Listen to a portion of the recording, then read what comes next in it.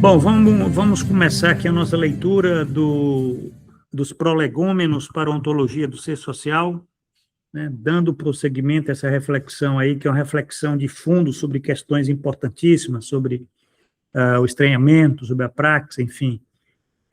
É fundamental e é uma leitura aqui dessa obra tardia de George Lukács, com os comentários aqui, comentários meus e do professor Matheus Fernando de Castro, da Unesp de Assis, que está nessa odisseia aqui lucasiana de tentar se debruçar sobre esse texto do velho Lukács. Vamos lá, né, Matheus? Vamos dar prosseguimento à nossa conversa com o Lukács. Vamos lá, Giovanni. Continuando aqui, lembrando aos nossos ouvintes aí que o Lukács, nessa parte da leitura, está falando bastante sobre a ciência ontológica, ou a ontologia como uma possibilidade de estudo dentro da ciência, a questão da metodologia, e, enfim, e na última parte ele vinha falando dessa questão da manipulação também dentro da própria ciência, né? E dos cuidados que se tem que ter com a questão do conhecimento, né? A partir de uma base ontológica. Então, vamos lá. Para quem está acompanhando aí com a edição da Boitempo, página 269, primeiro parágrafo aí dessa página. A questão de que se trata diretamente em tais controvérsias é a de como se avalia o significado da experiência na elaboração de nossa imagem do mundo. Vimos que as tendências dominantes são orientadas para minimizar seu significado, até mesmo de excluí-la inteiramente, se fosse possível, da série de elementos que ajudam a elaborar uma imagem de mundo. Mostramos repetidas vezes que a condição originária em que o órgão da orientação no mundo, de seu domínio pelo pensamento, era exclusivamente a experiência, foi justamente superada e que sua permanente e crescente exclusão, sem dúvida, significou um grande progresso em determinados aspectos. Mas, como vimos, esse progresso tem limites bem demarcados, e não é por acaso que precisamente Hegel, não obstante sua rigorosa logicização dos conteúdos do conhecimento, visto que essa logicização tinha como base também uma necessidade ontológica do conhecimento do mundo, sempre procurou assegurar também para a experiência o lugar que lhe convinha no sistema do conhecimento. Na introdução da enciclopédia, em que atribui à filosofia a tarefa de reconhecer adequadamente a realidade, ele diz, aí ele abre aspas para o Hegel, a consciência mais próxima desse conteúdo chamamos experiência, uma consideração sensível do mundo já diferencia aquilo que no amplo reino da existência exterior e interior é apenas aparição, Erscheinung, transitório e desimportante, e o que realmente merece o nome de realidade. Na medida em que a filosofia se distingue apenas na forma de outra maneira de tomar consciência desse único e mesmo conteúdo, sua concordância com a realidade e a experiência é necessária. Em conformidade com essa visão, Hegel destaca elogiosamente que Bacon reconduziu a filosofia para as coisas mundanas, para as casas dos homens. Em seguida, ele fundamenta sua própria visão da seguinte maneira, abrindo aspas de novo para o Hegel. E, nessa medida, o conhecimento que provém do conceito do absoluto pode tomar ares de grandeza contra esse conhecimento nascido na experiência. Mas, para a ideia, é necessário que a particularidade do conteúdo seja desenvolvida. Um aspecto essencial é o conceito, mas igualmente essencial é a finitude do conceito como tal. Bom, Paramos aí, Giovanni? vamos parar aqui e comentar, porque é muito interessante essa citação de Hegel, hein? Hum. O que é que você comentaria aí? Depois eu comento alguma coisa. Eu estou vendo ele continuando aquela discussão que ele vinha fazendo, né? Da importância da gente entender a produção do conhecimento a partir da ontologia, destacando essa questão da experiência e da metodologia científica, né? Assim, bom, há um método científico, o conhecimento desantropomorfizado, que ele vai falar, né? Desantropomorfização, ele fala aqui na página 267, né? A razão abstrata, né? Desantropomorfizante, que se manifesta nas ciências, né?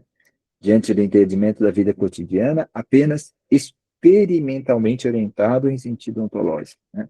Então, há uma produção importante nesse sentido, ele não nega a matemática, por exemplo, não nega as objetivações matematizantes, ele vai retomar tudo isso, mas ele vai dizer, olha, isso é importante, mas a gente não pode correr o risco de lidar com o conhecimento dessa forma, a crítica, e cair numa manipulação da realidade, né? Cair numa manipulação dessa produção do conhecimento, destacando nessa produção a questão da experiência, a questão da vida, né? Do processo histórico, né?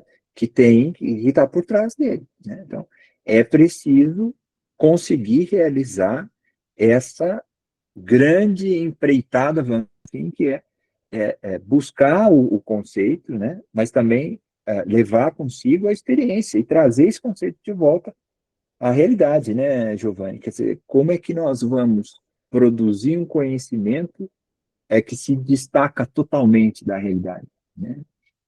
De forma abstrata? É impossível, né? Então, é isso que ele está, pelo que eu estou entendendo aqui, tentando deixar claro para a gente nessas muitas indas e vindas que ele já fez sobre essa questão da produção do conhecimento, tanto nos prolegômenos quanto na ontologia, na parontologia, né? Então, acho que aqui ele vem demarcando de novo essa necessidade da experiência, né? Ele vai buscar até no Hegel, aqui, a primeira frase que está aqui da citação do Hegel é: a consciência mais próxima desse conteúdo chamamos experiência, né?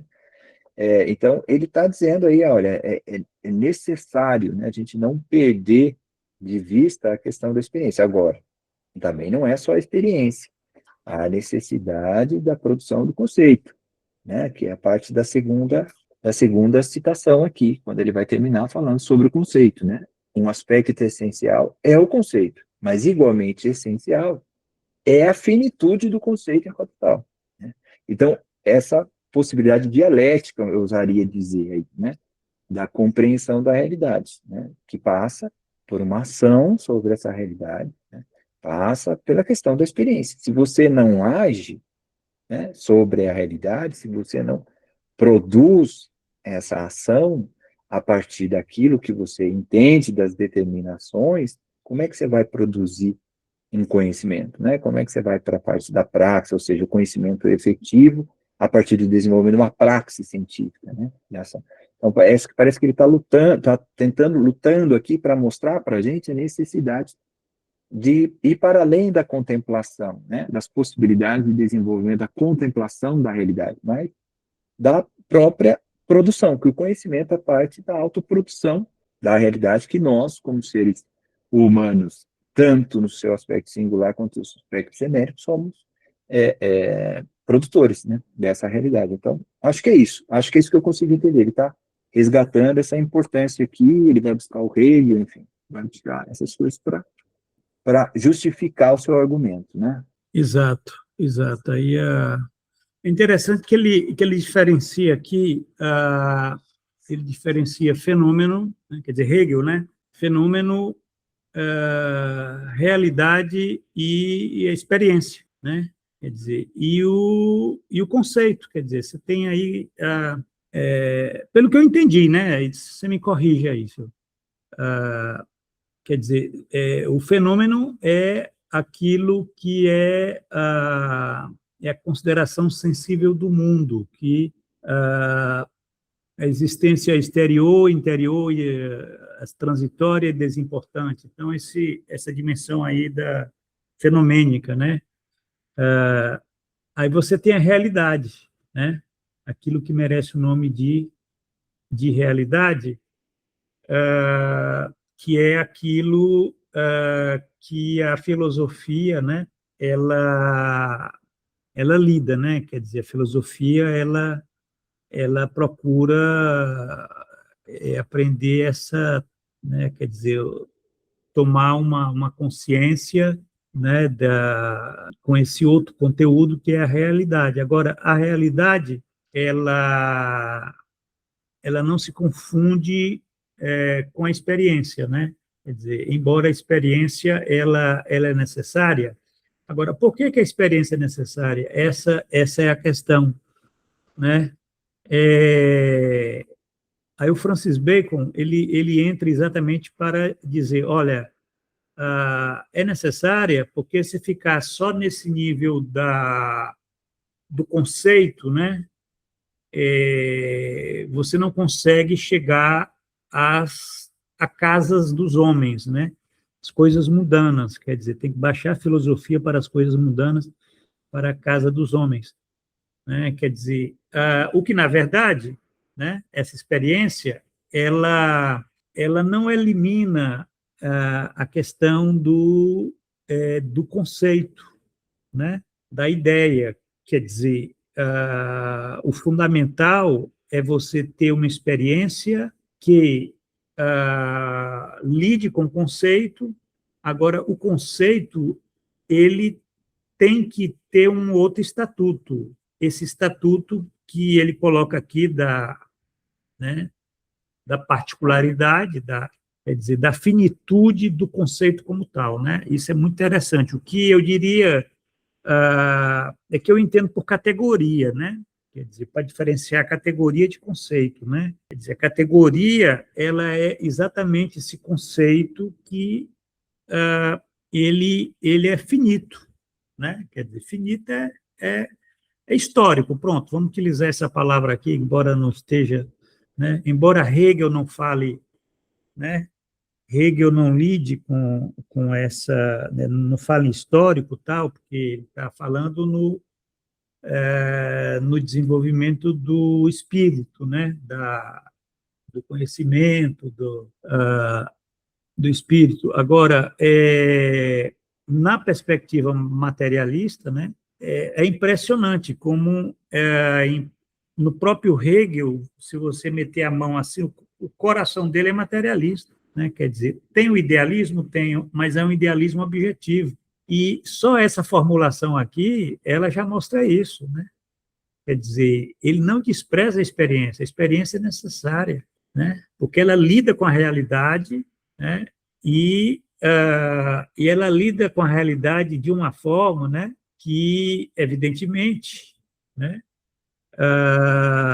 Ela tem que levar em consideração o conceito, mas não é o conceito absoluto, né?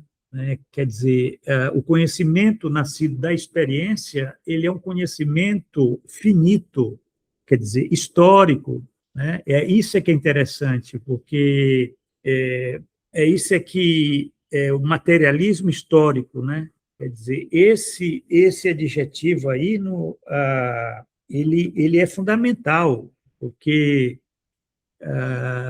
só o materialismo ele não diz, ele não caracteriza, na verdade, aquilo que o Lukács vai chamar, né, a imagem de mundo, né, que foi elaborada aí por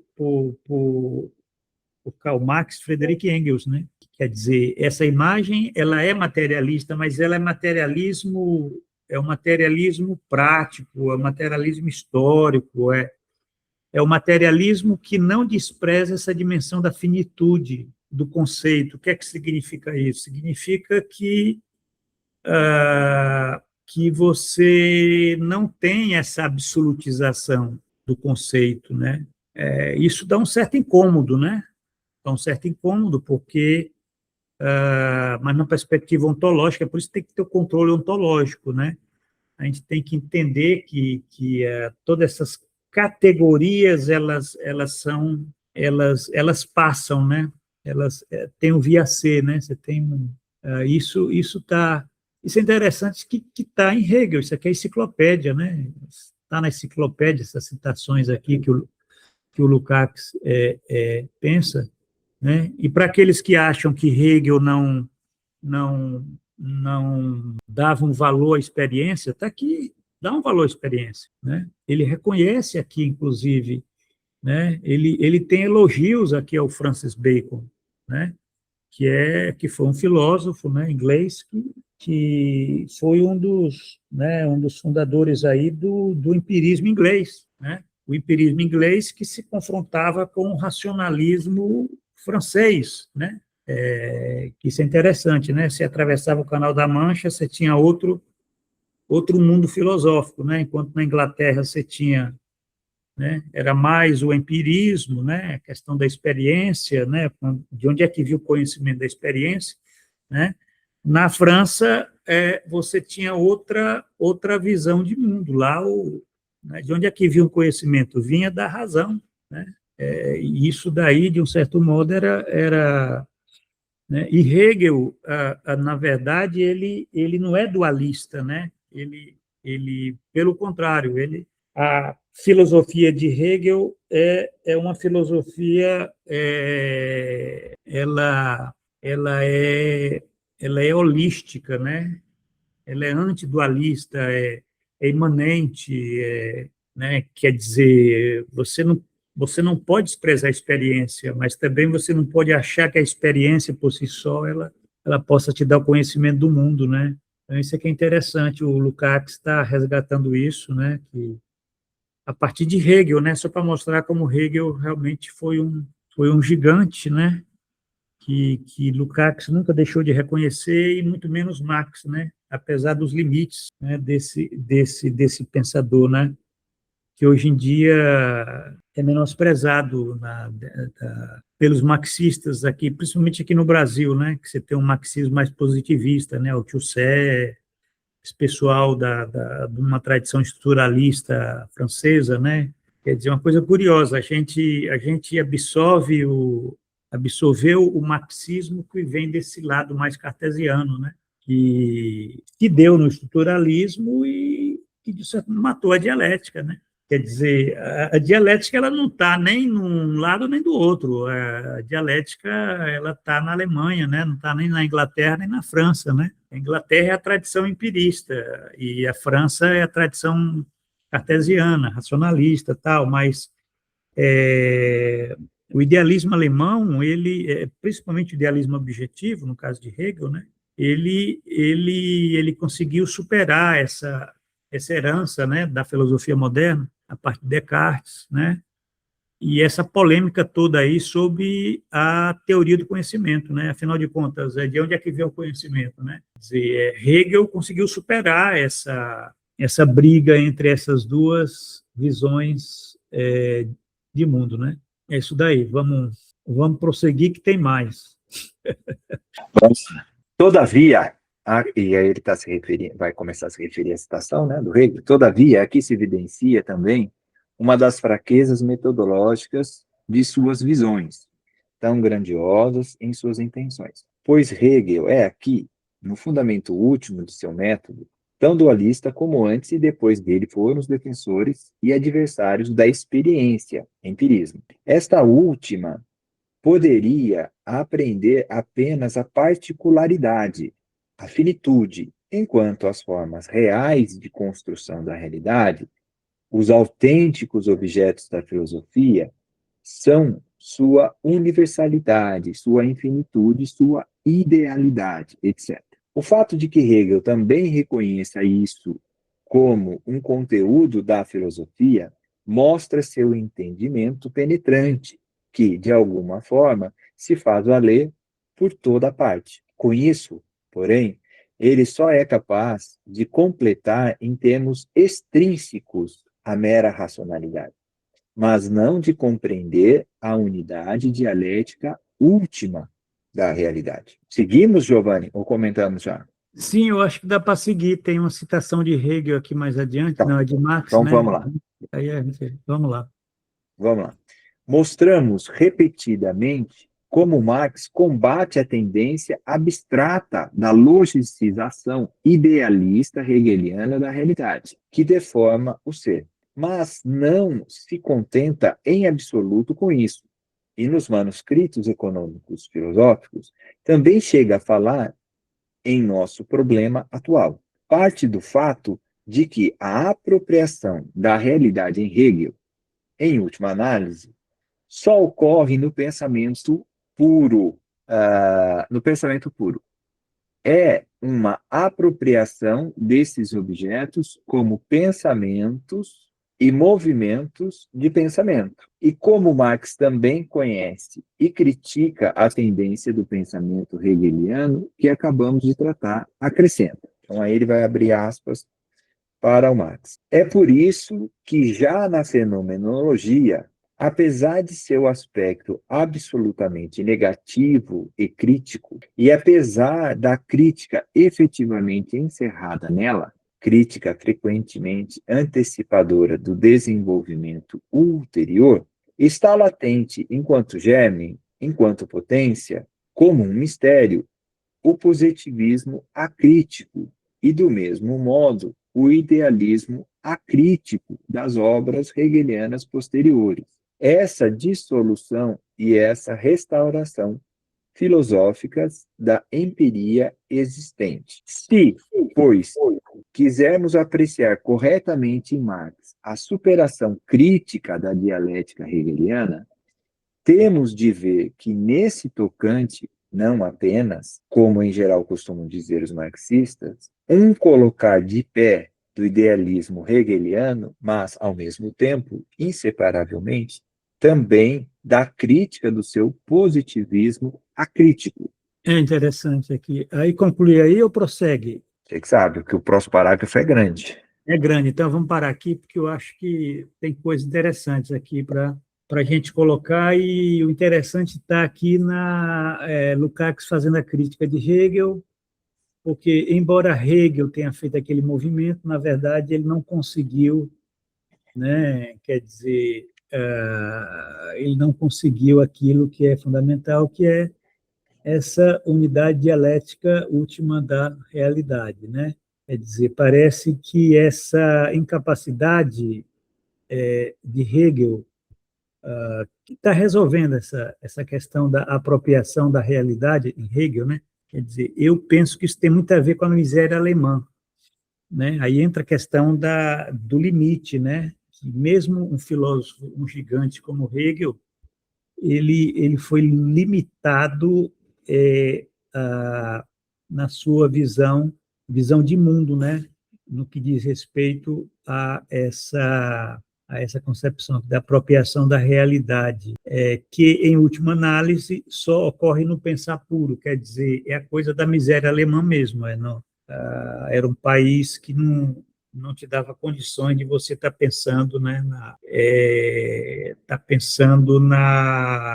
nessa unidade dialética, né, entre esses dois elementos, né? De um lado a particularidade e a finitude, do outro lado a universalidade e a infinitude, né? Enfim, então eu acho isso daqui muito, muito interessante, porque é como se ele dissesse, na medida que Hegel não conseguiu superar os próprios limites dados pela realidade alemã, não é? Né? Quer dizer, não era uma questão, só para você ver como o pensamento, ele também, ele pode ser limitado pela sociedade, né? Às vezes, mesmo um autor, às vezes, ele é limitado pela sociedade, né, no interior da qual ele pensa, né? De Hegel é um exemplo aí, né? Quer dizer, e ao não conseguir fazer essa superação, né, ele tem dentro do pensamento dele já está latente enquanto potência, como um mistério, né? O positivismo acrítico e, do outro lado, o idealismo acrítico, né? Quer dizer, não conseguiu não conseguiu dar o salto, na verdade, aquilo que nós poderíamos até, né, tá imaginando que fosse possível, né? Mas seria muito místico, né? Acreditar que você pudesse, naquelas condições históricas, se ter essa perspectiva, né? Eu penso muito assim, Matheus. Veja bem, agora fazendo aqui uma analogia que eu acho que pode ser interessante, é como uma pessoa que vem de uma certa família, né? Quer dizer, enquanto ela não fizer a crítica da família, ela vai estar imersa na mitologia da família. Ela não vai, inclusive, ela vai ter muita dificuldade de pensar para além daquele universo, né? Daquelas categorias, quer dizer, a forma de apropriação da realidade vai ser determinado por aquele ambiente, né? Que você se formou. Então, eu penso assim acontece com a família, acontece com a sociedade, né? O Marx, se ele tivesse permanecido na Alemanha, muito provavelmente, eu não sei se ele teria fundado, né, uma nova visão de mundo, né? Quer dizer, a visão de mundo que ele fundou, né, ela é parte de um processo, né, de uma experiência, vamos dizer assim, utilizando agora né, de uma experiência vivida, né? Experiência vivida, não apenas experiência pensada, aí fazendo a diferença que o Thompson faz, né? Mas uma experiência vivida, que ele primeiro criticou a miséria alemã, né? Ele viu os limites vamos dizer, o limite daquela família, daquela sagrada família, né? Ele até escreveu com Engels a Sagrada Família, né? É a crítica daquela, né? É a crítica da miséria alemã, né? De um país que as pessoas não conseguiu pensar a realidade. Então, e que tinham em Hegel a sua expressão filosófica, né? Então, ele tem todo um percurso de sair da Alemanha, ir para Paris, de Paris foi para Bruxelas, de Bruxelas foi para Londres, quer dizer, e foi carregando toda uma, né, quer dizer, quando ele está em Bruxelas, ele já, foi muito interessante essa estadia, porque é o período que ele tem intensos debates, conversas aí com Friedrich Engels, né? Aquele filme, O Jovem Max, ele mostra esse período muito, muito criativo, né, desse autor, que é o período que ele critica a família, de onde ele veio, ele critica a religião, aí como parte da família também, isso daí, né, quer dizer, ele critica Hegel, né, ele faz uma crítica de Hegel já nos manuscritos de 1844, né, os manuscritos econômico-filosóficos, como essa citação mostrou, né, mas em 1847 ele também já está criticando Feuerbach. Aliás, em 1845, a ideologia alemã, ele já está criticando Feuerbach, que é a crítica da religião, né? Quer dizer, e esse movimento crítico, que é exatamente que busca essa unidade dialética, que não vai cair nem no positivismo, nem no idealismo, né? Quer dizer, que ele vai romper com essas duas tradições filosóficas modernas, né? Ele vai sim fazer, agora, a partir da praxis, não é a partir da cabeça do cara, né? Quer dizer, claro que aí vem essa dimensão da experiência, né? A experiência, ela tem esse sentido aí prático, né? O sentido prático no sentido de que você está vendo os limites de todo aquele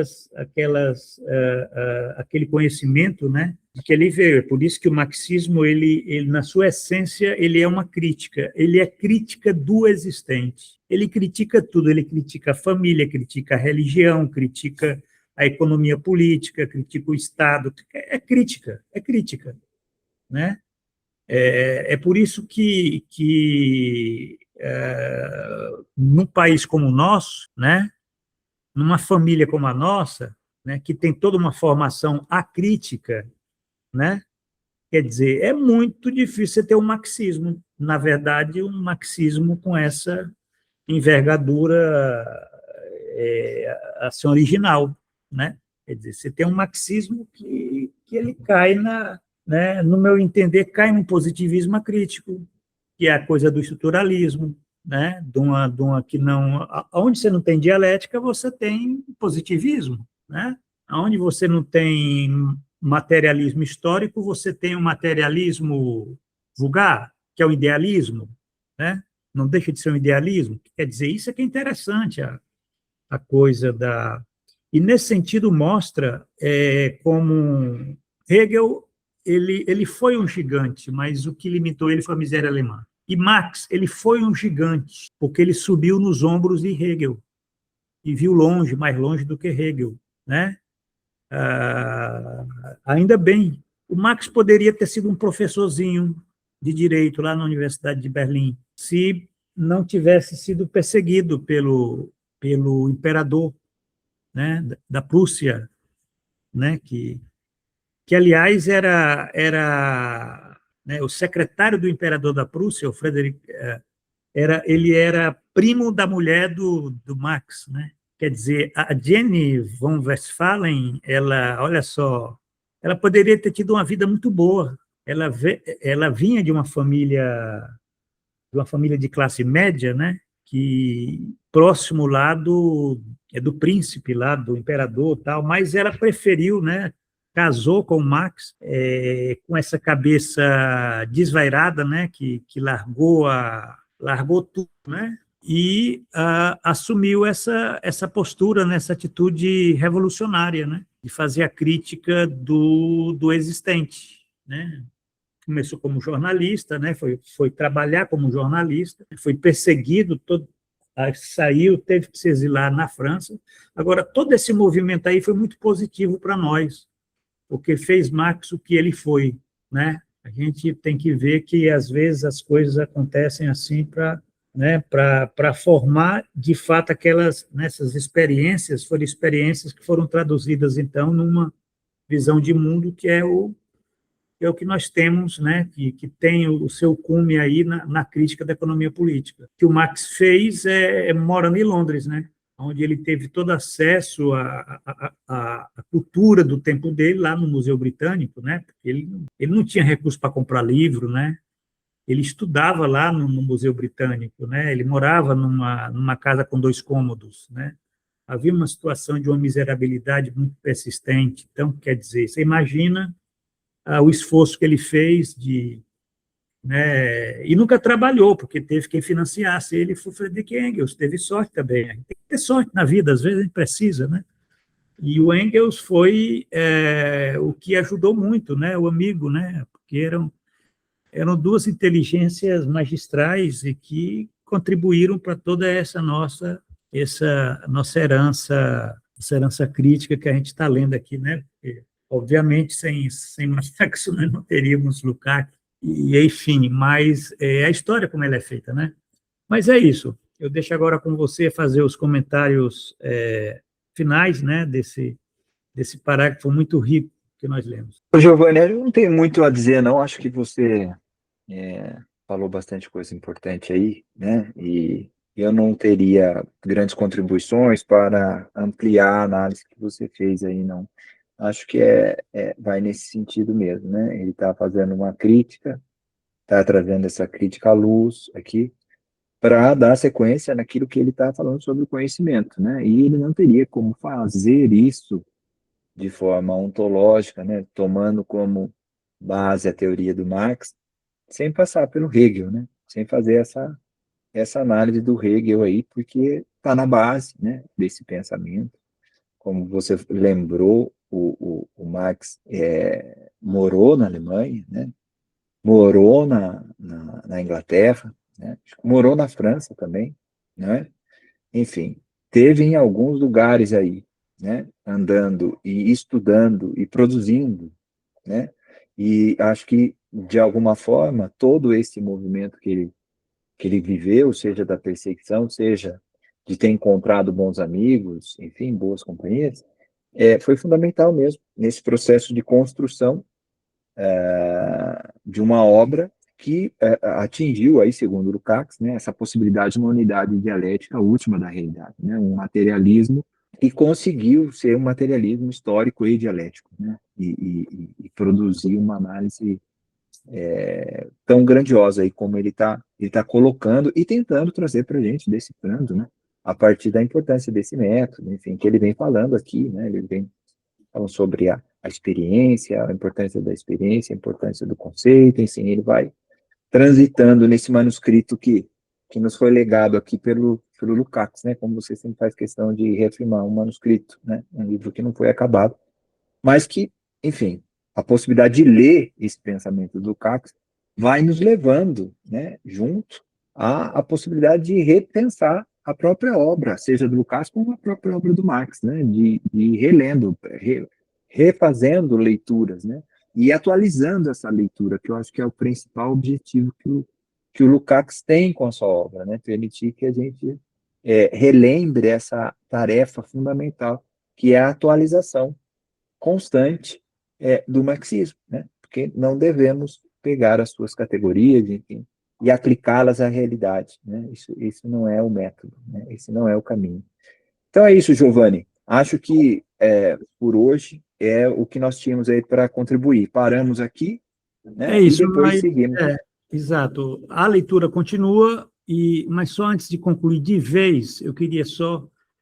Tem uma frase aqui que eu acho que é muito interessante. A tendência, quer dizer, Marx combate a tendência abstrata da logicização hegeliana, idealista da realidade, que distorce o ser. Essa tendência abstrata da logicização idealista da realidade, que distorce o ser, né?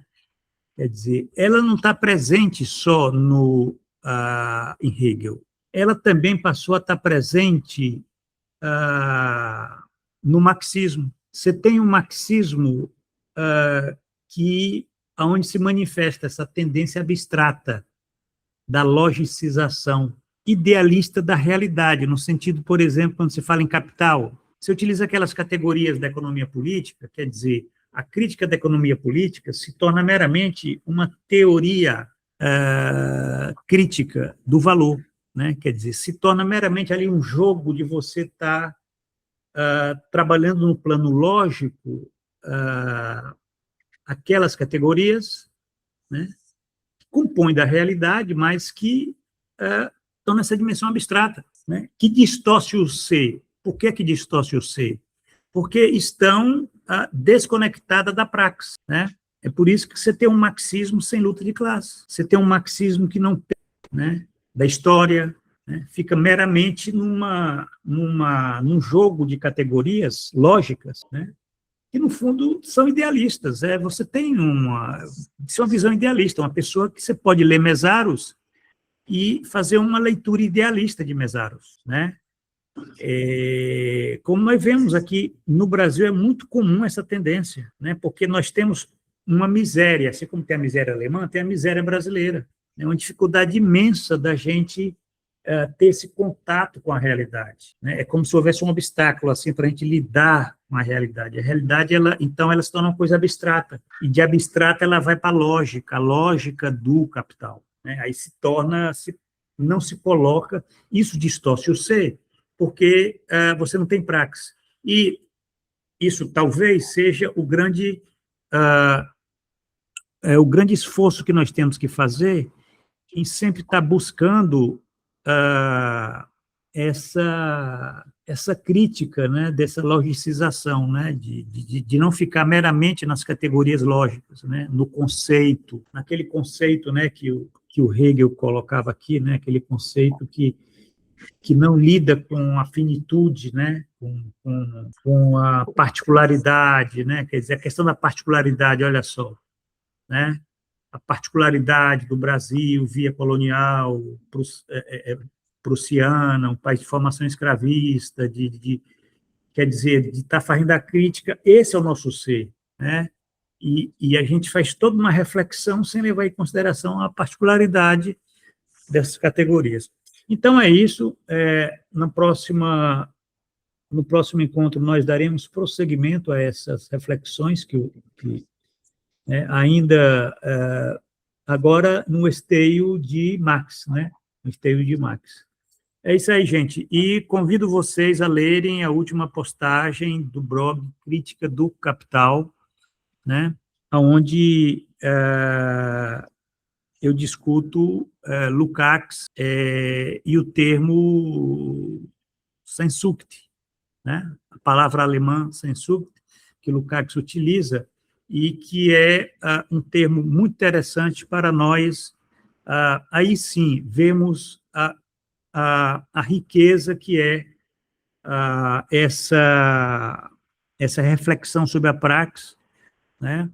A partir da experiência, isso é que é interessante, só tá avisando vocês que essa categoria de Sehnsucht, ela é uma categoria que tem uma dimensão fenomenológica, ela não é uma categoria ontológica no sentido, por exemplo, da categoria trabalho, ideologia, estranhamento, essas categorias que tem na ontologia de ser social, né? Mas Lukács considera uma categoria importante porque ela está no âmbito da experiência dos sujeitos, e é a partir desse âmbito que você tem que pensar a praxis. A praxis ela tem que ser pensada nesse âmbito fenomenológico, isso é que é interessante aí, é por isso que eu tentei resgatar esse termo, não é nem um conceito, não é um conceito, não é uma noção, é um termo, né? É um termo que abre portas para muitas questões que dizem respeito à praxis, né? A praxis em Lukács. É isso daí. É isso aí, Matheus. Até a próxima semana, né? Até a próxima semana, Giovanni. Um abraço. Valeu, um abração. Tchau. Até mais. Tchau, tchau.